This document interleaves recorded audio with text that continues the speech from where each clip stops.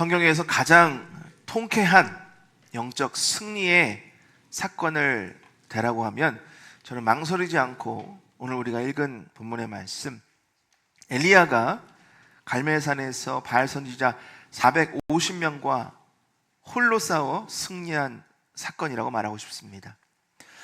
엘리야가 기도했을 때 하나님께서 응답하셨습니다. 하늘에서 불을 내리시고 제단을 태우셨고요, 또 3년간 오지 않았던 비를 메마른 땅에 내려주셨습니다. 그런데 놀랍게도 오늘 우리가 읽은 본문의 말씀처럼 바로 그 다음에 엘리야는 도망자로서 로뎀나무 아래 주저앉아서 죽기를 구하고 있습니다. 오늘 본문은 우리에게 매우 중요한 진리를 보여줍니다. 하나님의 사람도 지칠 수 있다는 거죠. 믿음이 좋은 사람도 낙심할 수 있습니다. 신실한 신앙인도 넘어질 수 있습니다. 그렇지 않습니까? 근데 여러분, 오늘 말씀은 그보다도 더 중요한 진리를 선포합니다. 우리가 아무리 지치고 낙심하고 넘어져도 하나님의 은혜는 변함없이 우리를 붙드시고 계시다는 사실입니다. 여러분, 믿으십니까? 우리 붙들어야 돼요. 우리가 다 지치고 넘어지고 쓰러지는 때가 있기 때문에 우리는 하나님의 은혜를 붙들어야만 합니다. 오늘 본문 속에서 발견하는 하나님은 어떤 하나님이신지, 또 하나님이 어떠한 은혜를 우리에게 내려주시는지, 또 그 은혜를 어떻게 우리가 취하고 누리며 나눌 수 있을지 함께 나눠보고자 합니다.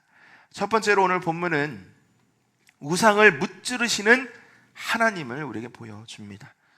1절 말씀을 보면, 오늘 우리 읽은 열왕기상 19장 1절 말씀을 보면 이렇게 되어 있습니다. 아합이 엘리야가 행한 모든 일과 그가 어떻게 모든 선지자를 칼로 죽였는지를 이세벨에게 말하니. 자, 모든 일 하면 바로 그 앞에 있었던 일이에요. 18장의 내용들인데 18장 전에 17장에 어떤 일이 있었냐면 하나님께서 엘리야를 통해서 이렇게 말씀하셨어요. 비를 내리지 않겠다. 엘리야가 말하는 그때까지 비가 오지 않는다라는 그 예언의 말씀이에요. 그와 동시에 비는 멈췄습니다. 그리고 엘리야는 도망했어요. 아무도 엘리야가 어디 있는지를 알지 못했어요. 3년간 비가 오지 않는 지옥의 시간을 보낸 거예요. 자, 그러던 어느 날 하나님이 엘리야를 부르십니다. 그리고 이렇게 말씀하세요. 18장 1절을 보면 너는 가서 아합에게 보이라. 내가 비를 지면에 내리리라. 그 말씀을 따라서 엘리야는 아합 왕에게 나아갑니다. 그리고 다짜고짜 이렇게 얘기해요. 바알의 선지자 450명, 아세라의 선지자 400명을 이 갈멜산으로 모아오십시오. 그리고 우상숭배에 찌들어 있는 이스라엘 백성들에게 이렇게 얘기합니다. 18장 21절 말씀인데요, 우리 화면을 보고 같이 읽습니다. 시작. 너희가 어느 때까지 둘 사이에 머뭇머뭇하려느냐. 여호와가 만일 하나님이면 그를 따르고 바알이 만일 하나님이면 그를 따를지니라 하니 백성이 말 한마디도 대답하지 아니하는지라. 바알, 아세라, 수많은 우상들을 섬기는 백성들에게 너희가 과연 누구를 섬기냐는 거예요. 그들이 하나님을 예배하지 않은 게 아니에요. 예배하면서도 우상들을 섬겼던 거죠. 그래서 정하라는 거예요. 하나님이 참 하나님이 믿으면 하나님만 예배하라는 거죠. 근데 묵묵부답 없어요. 말이 없어요. 자, 이제 엘리야는 바알 선지자 450명을 향해서 이렇게 도전합니다. 우리가 기도하자. 너희들은 바알의 이름을 부르고 내가 여호와의 이름을 부를 테니까 하늘에서 불을 내려서 이 제단을 태우는 신이 참 하나님이다. 대결해보자 한 거예요. 고대 근동에서 바알은 폭풍, 비, 번개 이런 것을 다스리는 신으로 믿어졌습니다. 하늘에서 불을 내린다, 뭐 번개겠죠. 실제로 불일 수도 있고, 어쨌든 바알에게 있어서는 유리한 그런 대결이잖아요. 그러니 바알의 선지자가 안 한다고 할 명분이 없는 거예요. 자, 450명의 바알 선지자들이 온갖 노력을 다합니다.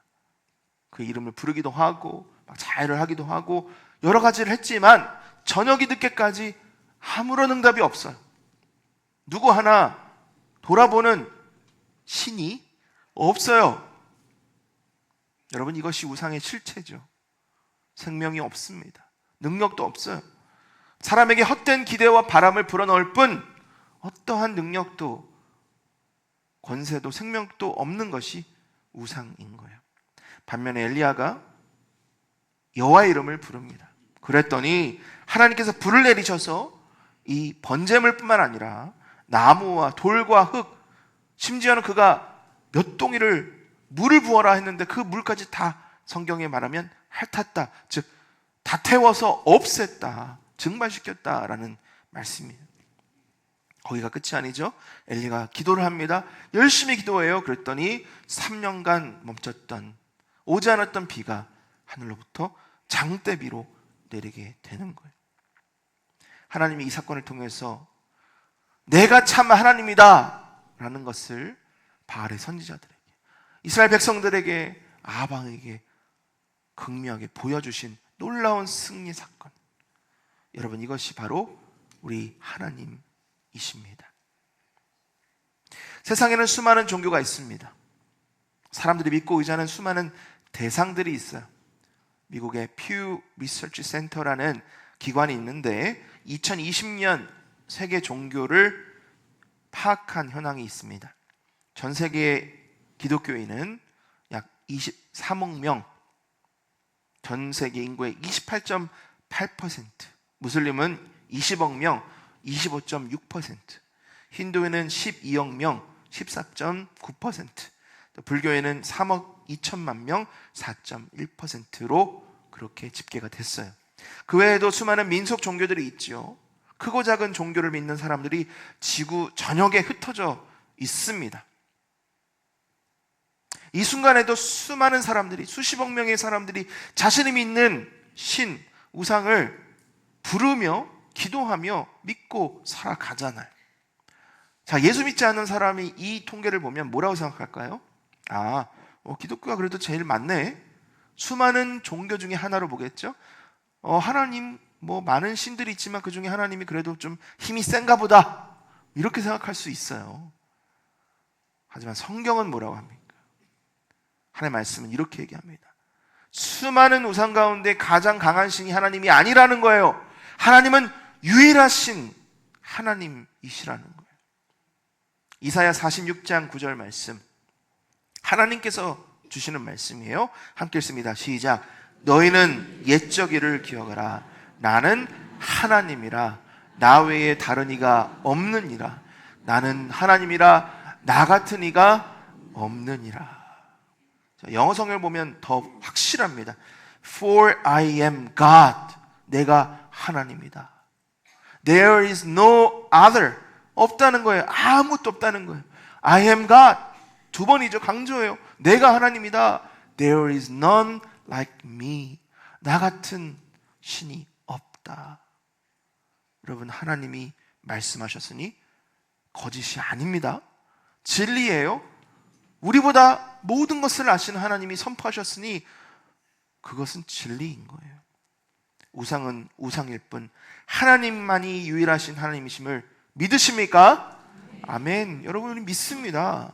There is none like me. 하나님이 the only and one God인 거예요. 여러분, 문제가 있어요. 우리가 잘 자각하지 못하지만 이 문제는 지금 우리와도 함께 있어요. 어떤 문제냐면 우리가 너무나도 쉽게 우리의 마음을 하나님이 아니라 우상에게 빼앗긴다라는 거예요. 팀 켈러는 그의 책 내가 만든 신이라는 책에서 우상에 대해서 이렇게 정의합니다. 우리 삶에서 하나님보다 더 중요하게 여기는 것은 무엇이든 우상이 될 수 있다. 또 요한 캘빈은 기독교 강요라는 책에서 이렇게 말합니다. 인간의 마음은 우상을 만드는 영구적인 공장이다. 그냥 하는 얘기 아니겠죠? 많은 묵상과 경험을 통해서 나온 이야기예요. 여러분, 우리가 깨닫습니다. 내 안에, 우리 삶에 수많은 우상이 있다는 것을. 하나님보다 더 의지하는 것, 더 신경 쓰는 것, 더 붙잡는 것, 그것이 나의 우상인 거예요.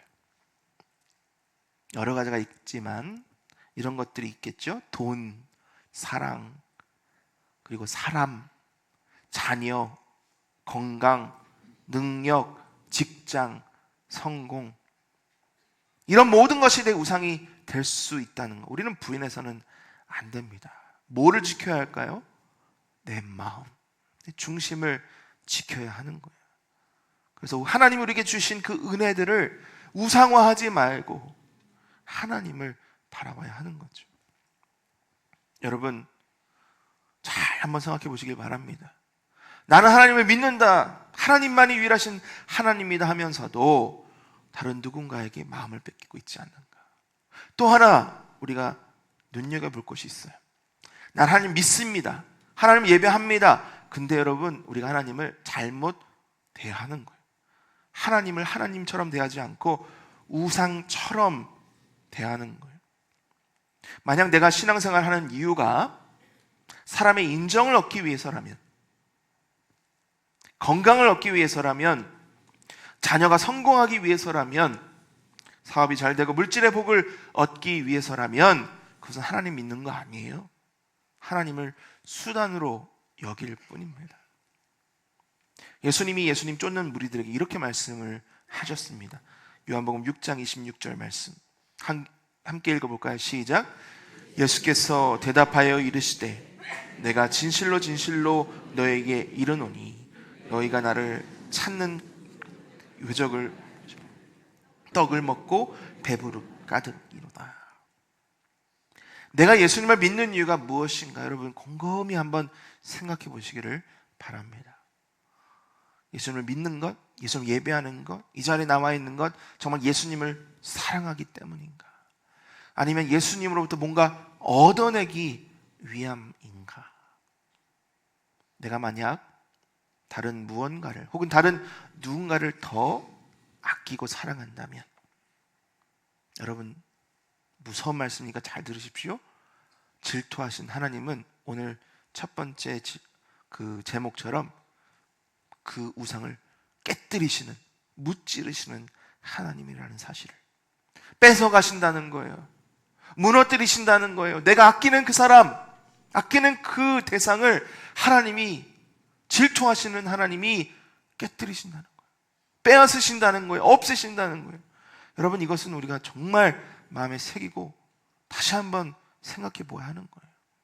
하나님의 은혜를 우상화하고 하나님보다 더 앞서면 하나님 다 뺏어 가신다는 사실. 그러니 여러분, 우리가 정신 차려야 합니다. 다시금 새겨보아야 합니다. 하나님이 나의 하나님 맞으시는가?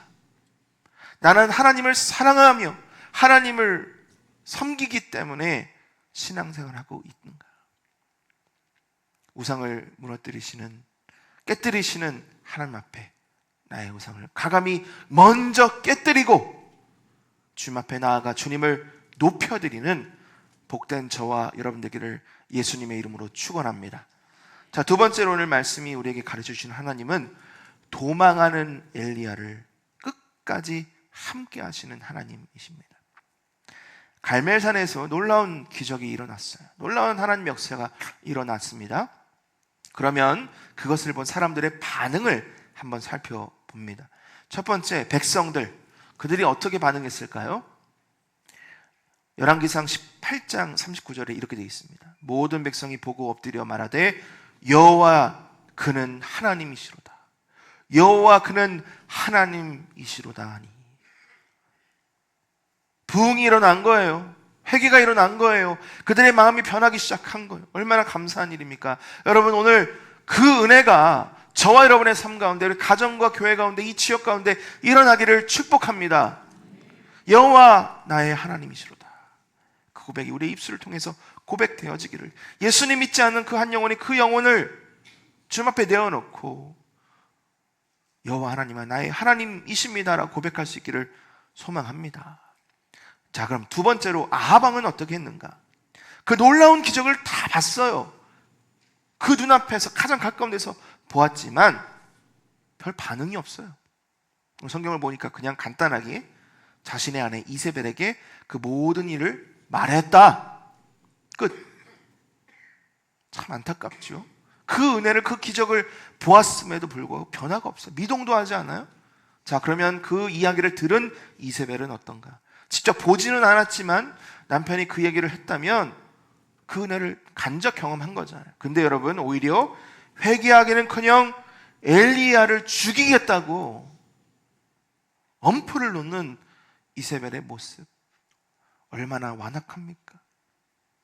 안타깝죠. 은혜가 있는데, 증거가 있는데, 하나님의 살아계심이 눈앞에 있는데 변화가 없어요. 돌덩이처럼 굳어 있어요. 여러분, 때로는 우리의 마음도 그렇지만 하나님의 은혜로 우리가 변화되지 않았습니까? 안타깝게 우리 주위에 그런 돌덩이 같은 굳은 마음, 완악한 마음을 가진 사람들이 참 많아요. 기도해야죠.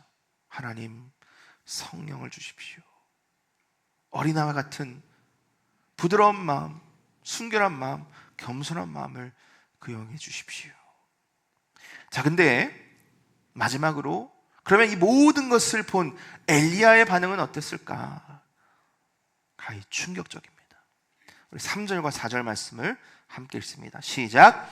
그가 이 형편을 보고 일어나 자기의 생명을 위해 도망하여 유다에 속한 브엘세바에 이르러 자기의 사환을 그곳에 머물게 하고 자기 자신은 광야로 들어가 하룻길쯤 가서 한 로뎀나무 아래에 앉아서 자기가 죽기를 원하여 이르되 여호와의 넉넉하오니 지금 내 생명을 거두시옵소서. 나는 내 조상들보다 낫지 못하니이다 하고. 여러분, 엘리야의 모습이 어떻습니까? 신이 났습니까? 힘이 있습니까? 해볼 수 있겠다, 그렇게 나아가는 거예요? 정반대예요. 완전히 번아웃, 완전히 소진한, 희망도 소망도 없는 그런 상황에 빠졌어요. 왜 이럴까? 이해가 안 되죠. 주석가들은 이렇게 설명합니다. 엘리야가요, 갈멜산에서 일어난 이 놀라운 기적을 보고 소망을 품은 거예요. 아, 이제 변화되겠구나, 이제 일어나겠구나. 백성들의 이야기를 보고 아, 이제 이 나라가 이제는 돌아가겠구나. 근데 아방, 이세벨, 바알 선지자, 아세라 선지자들은 그대로 하나님을 떠나고, 또 오히려 이세벨은 기세가 아주 강해서 자신을 죽이겠다고 쫓아오는 모습을 보면서 실망한 거예요. 낭망한 거예요. 지금까지 갖고 있던 모든 소망이 끊어진 듯해 보이니까 무너지게 된 거예요. 그래서 도망쳤습니다. 찰스 스펄전 목사님 설교에 이런 표현이 있어요. 엘리야는 패배한 적 앞에서 후퇴했다. 싸움이 되지 않을 것 같으면 후퇴하는 게 맞죠. 근데 여러분, 패배한 적이에요. 내가 승리했고 상대방은 졌는데, 그런데 패배한 적 앞에서 승리한 내가 도망가는 거예요. 어처구니가 없죠. 하지만 그런 일이 일어난 거예요. 승리를 잃어버렸기 때문이에요. 하나님의 능력을 완전히 망각했기 때문이에요. 눈앞에 있는 적, 문제가 하나님보다 더 크게 보였기 때문이에요.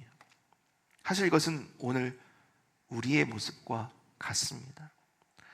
오랫동안 기도했던 문제가 하나님의 은혜로 해결이 됐어요. 할렐루야, 얼마나 감사가 넘칩니까? 은혜가 넘칩니까? 근데 시간이 지나서 또 다른 문제가 찾아오면 하나님의 역사, 하나님의 은혜는 다 잊어버리는 거죠. 그리고 그 문제가 정말 산더미처럼 크게 보여서 곧 죽을 것 같은 두려움, 공포, 불안, 초조함이 내 마음과 생각을 잠식해 버리는 거예요. 그런 때가 있어요, 없어요?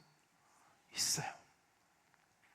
이럴 때 우리가 반드시 마음에 새겨야 하는 것 두 가지를 오늘 말씀은 우리에게 선포해 주고 있습니다. 첫 번째는 이거예요. 생명의 주관자는 하나님 뿐이라는 거예요. 2절부터 4절까지 반복되는 단어가 있는데 생명이라는 단어입니다. 영어로는 life고요. 그리고 히브리어로는 네페시라는 단어예요.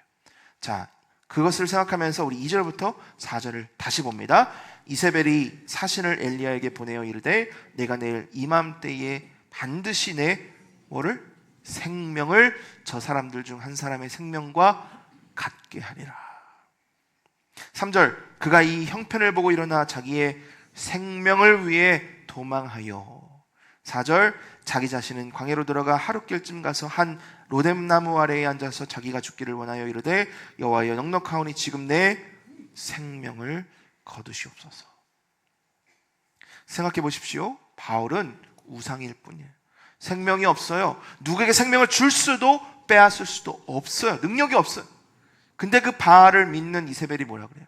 마치 내가 할 수 있는 것처럼 내가 너의 생명을 빼앗겠다. 그 네페시를 빼앗겠다라고 말하는 거예요. 가능한 일입니까? 아니에요, 여러분. 속지 마세요. 가능하지 않아요. 바알도 이세벨도 그 능력이, 권한이, 권세가 없어요. 있는 것처럼 착각할 뿐입니다. 엘리야는 어떻습니까? 그가 도망한 이유가 뭐예요? 살려고, 생명을 위해서, 네페시를 위해서 도망합니다. 근데 여러분, 결국 하나님께 자신의 네페시, 생명을 거둬달라고 기도를 해요. 무슨 얘기입니까? 마치 이 생명이 내 거인 것처럼, 그것을 위해 도망쳤다가 안 될 것 같으니까 가져가세요.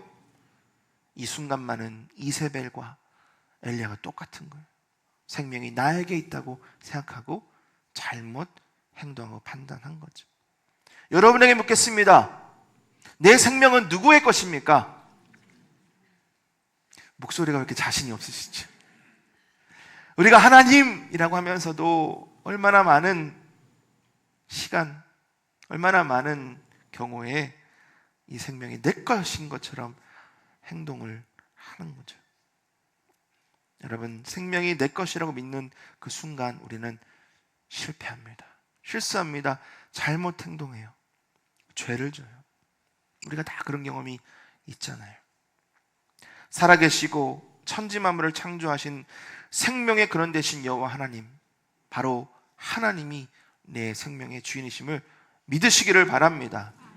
이 세상에 태어나서 죽는 그 순간까지 내가 하는 거 하나도 없어요.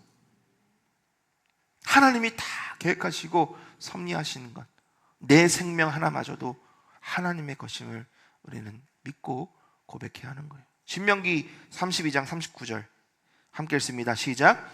이제 나 곧 내가 그인 줄 알라. 나 외에는 신이 없도다. 나는 죽이기도 하며 살기도 하며 사하기도 하며 낫게도 하나니 내 손에서 능히 뺏을 자가 없도다. 여러분, 포기하세요. 여러분의 생명을 주님께 내어 드리십시오. 원래 하나님 거예요. 내 거 아니에요. 우리의 생명, 미래, 자녀의 생명까지도 온전히 하나님의 손에 있다는 사실을 믿으시고 또 그 안에서 위로와 또 평안을 누리시기를 축복합니다. 또 두 번째로 오늘 말씀 우리에게 이렇게 선포합니다. 하나님은 우리와 항상 함께 계십니다. 낙심한 엘리야가 이스르엘이라는 곳에서 브엘사바로 갑니다. 약 160km 정도 돼요. 걸어간 거예요. 멀리 간 거죠. 최대한 멀리 간 거예요. 근데 거기서 광야로 들어갑니다. 브엘사바는 이제 광야로 들어가는 초입이거든요. 어딘지도 모르는 광야로 깊숙이 들어갑니다. 홀로 가요. 종과 함께 하다가 종을 두고 광야로는 혼자 들어가요. 뭡니까 여러분? 세상으로부터, 하나님으로부터, 대적으로부터 홀로 있고자 하는, 고립되는, 그리고 분리시키는 그런 노력인 거죠. 그런데 놀랍게도 엘리야가 하나님의 말씀을 놓고 도망쳤다고 해서 하나님은 그를 떠나지 않으셨다는 거예요. 엘리야가 광야로 들어가는 그 순간 하나님이 광야에 계셨어요. 엘리야가 로뎀나무 아래 누워있을 때 하나님은 그를 외면치 않으시고, 엘리야가 이제 끝났습니다, 할 수 없습니다 하는 그 순간에 하나님은 또 다른 일을 계획하고 시작하고 계신 거예요. 이게 복음입니다. 이게 엘리야가 입은 은혜이고 저와 여러분이 오늘 입은 은혜입니다. 개혁주의의 중요한 신앙 원리가 있는데 성도의 견인이에요. 견인. 하나님께서 자기 백성을 끝까지 붙드시기 때문에 성도는 끝까지 믿음의 길을 걸어갈 수 있다. 세상은 없다고 하죠. 끝났다고 얘기하고 멈추라고 얘기하고 포기하라고 얘기하지만 하나님은 우리를 견인해 가고 계세요. 붙들고 계세요. 우리를 이끌어가고 계시는 거예요. 그것이 바로 오늘 말씀입니다. 빌립보서 1장 6절 말씀, 하나님 약속의 말씀으로 받으시길 바랍니다. 함께 읽습니다. 시작. 너희 안에서 착한 일을 시작하시니가 그리스도 예수의 날까지 이루실지를 우리는 확신하노라. 여러분 확신하고 계십니까? 확신하십시오. 우리 확신하자고요, 여러분. 아무리 내 눈앞에 현실은 상황은 아니라 하더라도 눈에 보이지 않으시는 하나님의 손이 우리를 끌고 계시다는 그 진리를, 그 복음을, 그 은혜를 마음속에 새기시고 확신하십시오. 그럴 때 우리의 마음속에 있는 불안, 공포, 그 흔들림이 사라지게 될 줄 믿습니다. 하나님 이런 약속도 주셨어요. 시편 139편 7절부터 10절까지 함께 읽습니다. 시작. 내가 주의 영을 떠나 어디로 가며 주의 앞에서 어디로 피하리이까? 내가 하늘에 올라갈지라도 거기 계시며 수월에 내 자리를 펼지라도 거기 계시니이다. 내가 새벽 날개를 치며 바다 끝에 가서 거주할지라도 거기서도 주의 손이 나를 인도하시며 주의 오른손이 나를 붙드시리이다. 우리가 아무리 피하고 아무리 도망가고 아무리 멀어지려 해도 하나님은 이미 그곳에 계시다는 사실, 주님을 피할 수 없다면 여러분 주님을 웰컴, 맞이하시고 주님의 함께 하심을 누리시는 복된 저와 여러분 되기를 축복합니다. 마지막 세 번째로 오늘 말씀 우리에게 주시는 진리는 깨우시고 먹이심으로 사명의 자리로 보내시는 하나님이십니다. 엘리야가 지금 아무것도 하지 않아요. 로뎀나무 아래 누워 잠들어 있어요. 왜 그랬을까요? 번아웃이 번아웃. 번은요 탄다는 얘기, 아웃은 완전히 타서 사라진다는 거예요. 종이를 태우면 흔적도 없이 사라지잖아요. 그게 번아웃이. 우리에게 그런 일이 일어납니다. 엘리야가 싸웠다 그랬죠. 승리했다 그랬죠. 가볍게 얻은 승리 아니에요. 정말 진액을 다 쏟은, 이거 아니면 죽는 거니까 그런 영적 싸움을 치른 거잖아요. 계속되는 긴장과 육체적인 소진, 그런데 그나마 기대했던 결론이 나오지 않자 그 마음에 완전히 낙심하게 되는, 그래서 스스로를 고립시키는 번아웃의 상황에 빠져든 거예요. 엘리야의 말을 한번 다 같이 봅니다. 4절입니다. 시작. 여호와여 넉넉하오니 지금 내 생명을 거두시옵소서. 나는 내 조상들보다 낫지 못하니이다. 주님, 난 할 만큼 했잖아요. 이제 더 이상 할 수가 없어요. 저는 실패했어요. 저는 무능합니다. 이런 말이에요. 하지만 하나님은 그런 엘리야를 깨우십니다. 그리고 그를 먹이십니다. 5절 말씀 함께 읽습니다. 시작. 로뎀나무 아래에 누워 자더니 천사가 그를 어루만지며 그에게 이르되 일어나서 먹으라 하는지라. 하나님 엘리야를 거칠게 흔들어 깨우지 않습니다. 야 빨리 일어나, 뭐해, 정신 차려. 아니요, 어루만져 주시는 거예요. 정죄하지 않습니다. 너 왜 이렇게 믿음이 없어? 내가 보여준 그 능력 보지 않았어? 아니요, 그냥 이렇게 나지막히 말씀하세요. 일어나서 먹으라.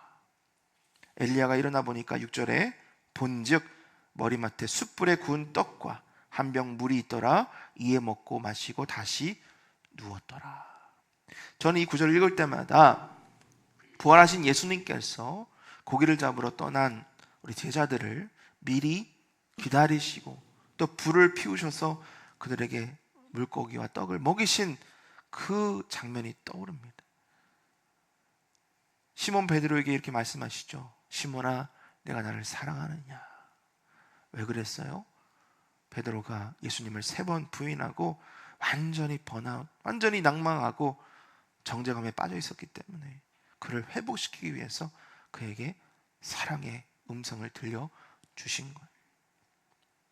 시몬에게 주신 그 음성, 엘리야에게 주신 그 음성, 오늘 저와 여러분에게 말씀하시는 음성입니다.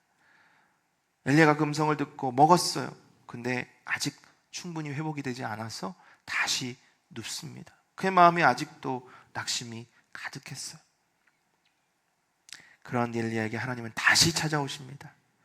다시 어루만져 주시고 그에게 다시 말씀하세요. 일어나서 먹으라. 하나님 아시는 거죠. 아직도 회복이 안 된 거예요. 육신적으로 정신적으로 중요한 것은 회복하는 것이기 때문에 하나님 그에게 그대로 만나 주신 거죠. 이것이 하나님의 은혜입니다. 시편 103편 14절에 이런 말씀이 있습니다. 이는 그가 우리의 체질을 하시며 우리가 단지 먼지뿐임을 기억하시미로다. 먼지와 같은 나를 내가 뭐가 있어서 찾아와 주시고 어루만져 주시고 먹이시고 회복시켜 주시는지, 나의 연약함을 아시는 하나님, 내가 어떤 상황 가운데 어떤 상태인지를, 그리고 무엇이 필요한지를 정확하게 아셔서 우리를 만나주시는 하나님, 바로 그 하나님이 저와 여러분의 하나님 되십니다. 여러분, 그보다도 더 큰 은혜가 그 다음에 있어요. 하나님이 그를 회복시켜 주신 은혜는 그를 다시 사용하시기 위함입니다. 7절 말씀을 함께 봅니다. 시작. 여호와의 천사가 또 다시 와서 어루만지며 이르되 일어나 먹으라, 내가 갈 길을 다 가지 못할까 하노라 하는지라. 여러분, 이대로 엘리야가 그냥 회복했다면 그는 그냥 스스로 말하기를 실패자인 거예요. 도망자인 거예요. 하지만 하나님은 그를 그렇게 보지 않으시고요, 또 다른 사명을 그에게 주시는 거예요. 리타이어라는 의미가 있죠. 말이 있죠. 은퇴한다는 거예요. 리타이어 뭡니까? 타이어를 다시 낀다는 의미예요. 다시라는 의미거든요. 그렇게 볼 수 있어요. 은퇴라는 것은 또 다른 시작을 의미한다라고도 해석할 수 있는데, 바로 엘리야에게 그렇게 임하신 거예요.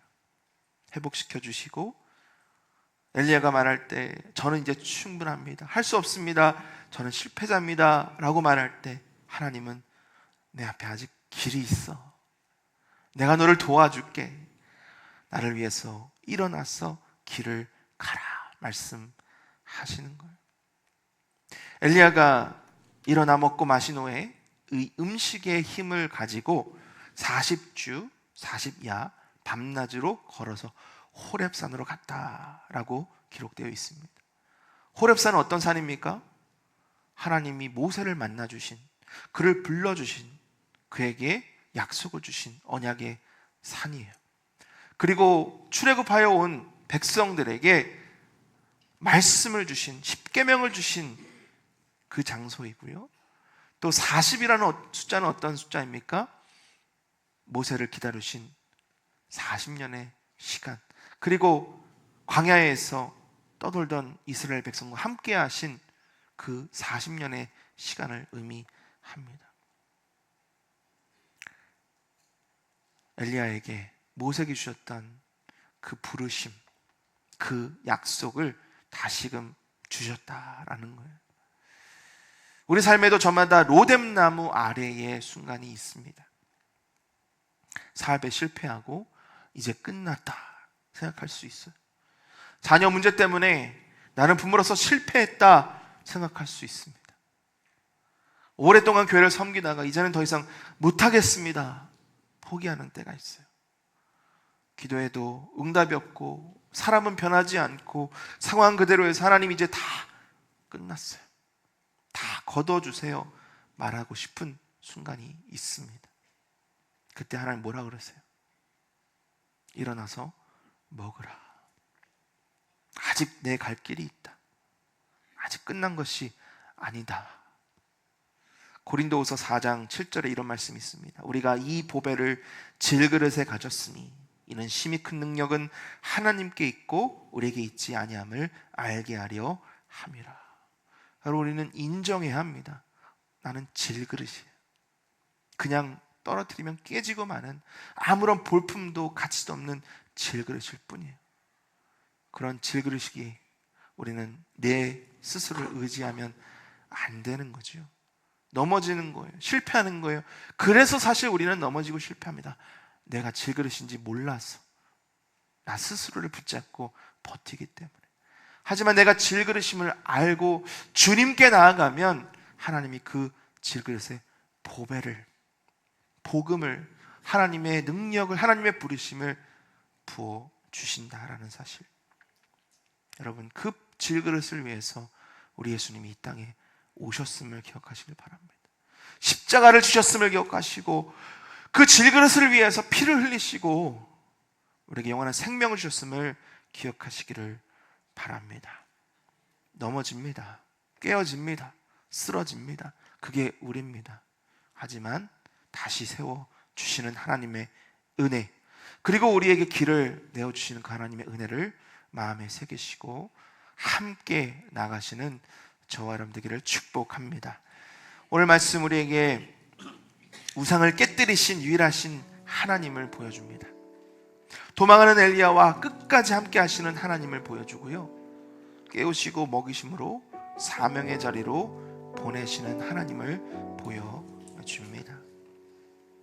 오늘 우리에게도 로뎀나무 아래와 같은 시간들을 허락하시죠. 오늘 말씀을 준비하면서 이 말씀이 나를 위한 말씀이었구나 깨달았습니다. 금요일, 토요일 휴가를 계획하고 휴가를 맞이했는데 힘이 없는 거예요. 아무것도 할 수 있는 힘이 없는 거예요. 기도하고 하나님 왜 그런지 응답이 없으시더라고요. 주일 말씀을 준비하시면서 이 말씀이 나에게 주시는 말씀이구나. 다시 한번 하나님의 말씀을 마음에 새기고 오늘 이 강단에 섰습니다. 무슨 일이 있었는지, 어떤 일이 우리에게 일어나는지는 중요하지 않잖아요. 왜냐하면 하나님이 우리에게 허락하신 은혜이고 하나님 우리와 함께 하시기 때문이죠. 여러분, 이 시간 다시 말씀을 붙드시기를 바랍니다. 다시 기도하시기를 바랍니다. 다시 예배하고 다시 하나님이 나에게 맡겨주신 자리로 돌아가시는 저와 여러분 되기를 소망합니다. 여러분, 간곡히 부탁합니다. 그만 도망가세요. 그만 멀어지세요. 그만 울고 그만 좌절하고 이제 예수님을 바라보시기를 바랍니다. 하나님이 이 시간 우리에게 말씀하십니다. 우리와 함께 하십니다. 그리고 새 길로 우리를 인도하십니다. 우리에게 맡겨주신 그 길 끝까지 함께 만수하며 나아가시는 저와 여러분들 되시기를 예수님의 이름으로 축원합니다.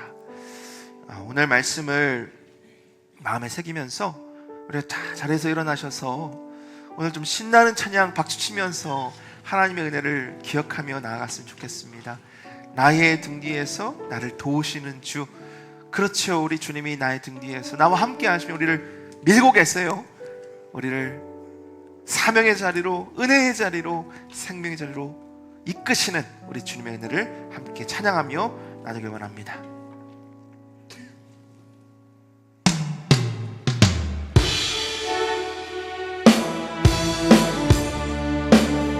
박수치며 찬양합니다.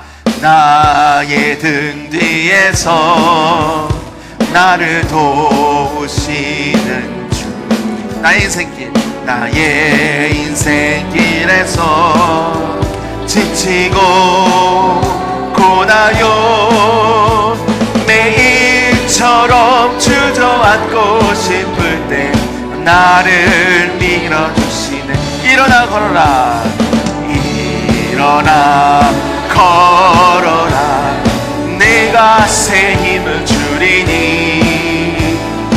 일어나 너 걸어라, 내 너를 도우리. 나의 등 뒤에서, 나의 등 뒤에서 나를 도우시는 주, 평안히 길을 갈 때 보이지 않아도 지치고 고나여 넘어질 때면 다가와 손 내미시네.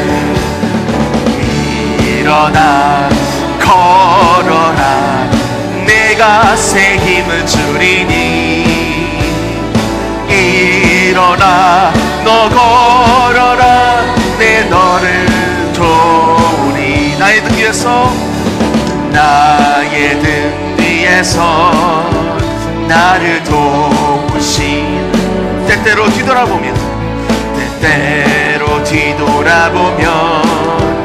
여전히 계신 주 잔잔한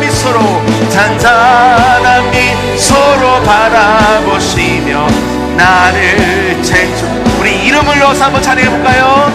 주원아 걸어라 내가 새 힘을 주리니 주원아 너 걸어라 내 너를 도우리 다시 한번 내 이름으로 주원아 걸어라 내가 새 힘을 주리니 일어나 너 걸어라 내 너를 도우리 우리 천천히 한번 찬양합니다. 일어나 걸어라 내가 새 힘을 주리니 일어나 너 걸어라 내 너를 도우리 다시 한번 내 이름을 넣어서 주원아 걸어라 내가 새 힘을 주리니 주원아 너 걸어라 내 너를 도우리 여러분 이 시간 우리가 기도할 때 믿음으로 선포합니다. 하나님 나는 공기와도 같습니다. 먼지와도 같습니다. 나는 질그릇일 뿐입니다. 하지만 그런 나를 사랑하신다고 하시니 주님 내가 믿습니다. 내가 주님 음성 듣습니다. 주님 주시는 생명의 떡 생명의 술을 마시기를 원합니다. 주여 믿음으로 나아가게 하여 주옵소서. 다시 일어나게 하여 주옵소서. 주님 보여주시는 그 길 담대히 나아가게 하여 주옵소서. 더 이상 도망가지 않겠습니다. 더 이상 좌절하지 않겠습니다. 다시 일어나 주님과 함께 나아가겠습니다. 주여 성령 충만을 더하여 주옵소서. 말씀을 주시옵소서. 깨닫게 하여 주시옵소서. 우리 주여 부르짖고 기도하며 나아가겠습니다. 주여 하나님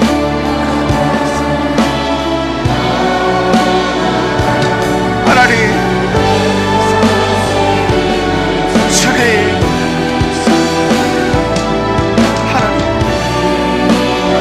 주님 일어나거나 말씀 나에게 생명의 말씀을 주셨사오니 하나님 내가 무엇이 부족했습니까? 내가 무엇이 부족합니까? 주님 다 주셨고 다 주님이 하시고 계심을 바라보게 하여 주시옵소서. 하나님의 사랑이 우리의 가운데 있고 하나님이 이제 우리 가운데 있사오니 주여 우리는 좌절하지 않습니다.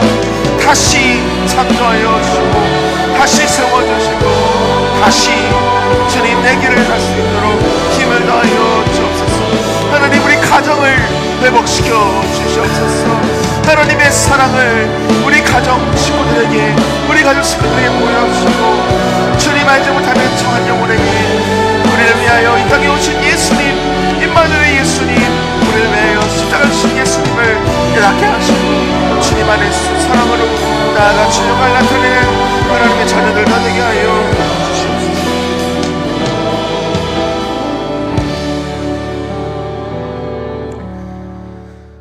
지치고 낙심할 때 우리를 버리지 않으시고 우리를 늘 찾아오시는 예수님 감사합니다. 우리 마음의 우상을 내려놓게 하시고 오직 주님만을 의지하게 하여 주시옵소서. 지친 우리를 깨우시고 필요한 애를 먹이시며 다시 사명의 자리로 보내준다 하셨사오니 주님 믿습니다. 일어나서 먹으라 하시는 그 말씀 붙들고 우리 가정에서 직장에서 교회에서 맡겨주신 그 사명의 자리로 나아가게 하여 주옵소서. 하나님, 원수마귀는 우리에게 거짓을, 우리의 눈을 가리우고 우리의 마음에 속삭입니다. 하지만 우리의 눈과 귀는 오직 주님께만 열려 있습니다. 주님 음성 듣게 하여 주옵소서. 성령 충만케 하여 주옵소서. 말씀만 우리의 마음에 새기게 하여 주옵소서. 그래서 지친 우리의 마음과 영이, 우리 육신이 다시 깨어나 하나님의 영광을 나타내는 하나님의 사명자가 되게 하여 주시옵소서. 우리 가정을 세워주실 줄 믿습니다. 우리 일터를 붙들어 주실 줄 믿습니다. 우리 나라 민족을 다시 사용하여 주실 줄 믿습니다. 믿음으로 선포하며 이번 한 주간 나아가게 하여 주시옵소서. 예수님의 이름으로 축복하며 기도합나이다. 아멘.